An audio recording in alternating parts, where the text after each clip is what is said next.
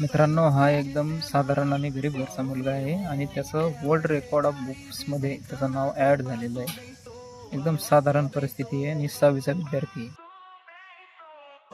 मुलगा 6वीतला आहे आणि शिकायला पण घरी नाही, बाहेर आहे. ज्यांना विभागामध्ये शिकायला आहे बघा, इंटरनॅशनलमध्ये नाव गेलं आहे.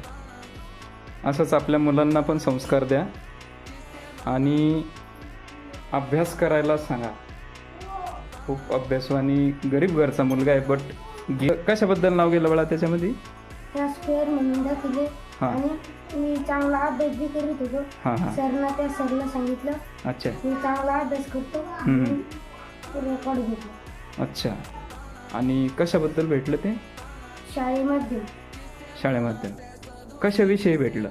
स्क्वेअर मध्ये मी कॉम्पिटिशन घेतलं होतं. सर म्हणे तू हुशार मुलगा आहे, तू कॉम्पिटिशन घे. मी घेतलं. सरनं मग माझा व्हिडिओ काढला आणि टाकला. इंटरनॅशनल बुक ऑफ रेकॉर्ड्स असं त्याला record मिळालं. अच्छा. आणि तू कितवीला आहे आता सध्या शाळेमध्ये? मी शिकायला 6वीला आहे. 6वीला. कोणता विषय आहे तुझा? इंग्लिश. माध्यम मीडियम इंग्लिश आहे का? इंग्लिश मीडियमला आहे का? CBSE पॅटर्न आहे का इंग्लिश मीडियम? सेमीमध्ये? नाही, इंग्लिश मध्ये. सेमीमध्ये. अच्छा, ओके. असा अभ्यास कर बाळा.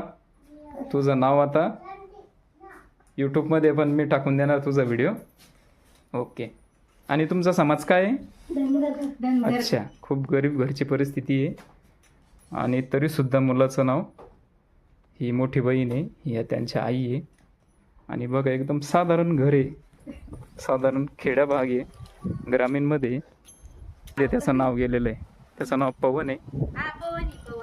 पवन बकाल. बघा, एकदम साधारण घर आहे, एकदम साधारण ग्रामीण भागामध्ये राहतात. लाईक, सबस्क्राईब आणि शेअर करा मित्रांनो.